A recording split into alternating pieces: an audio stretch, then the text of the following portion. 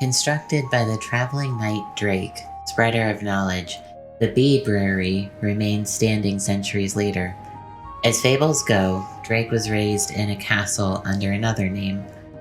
How long ago, many disagree, but his legacy continues regardless. During his teenage years, Drake traveled with Knight Wolfgang, disposer of plagues, as his squire and assistant. The two traveled together during the largest plague in known history. Stories from across the lands share similar threads of the duo offering those in need what they could and guiding them to safer places. They were far from peaceful, however. Wolfgang, although not widely recognized, was one of the best sword fighters of the time, and Drake quickly took after him. Both regularly placed well in tournaments. More importantly, when reanimated corpses started walking the land, Wolfgang's dragon-imbued sword proved to be the only successful weapon against them.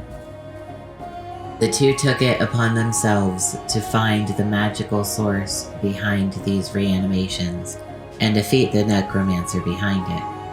A rumored threat on Drake's life caused him to disappear from the history books not long after their victory and gaining his knighthood.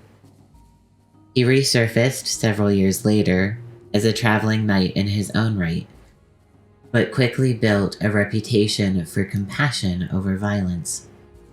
As he traveled, Drake spent time with locals, be them villager, dragon, giant, or nymph, learning their customs, stories, histories, and beliefs. He came to spend many months in an area, helping them brainstorm solutions to the community's problems, and leaving the residents empowered to continue progressing on their own. In his final years, Drake settled in a remote forest and set to work on his longest-lasting contribution to the world, the Beebrary, and filling it with everything he learned over the years. Now the structure remains, entrusted to a small bee population Drake befriended before his death. The descendants maintain it as a beacon of enlightenment and knowledge for those daring enough to look for it.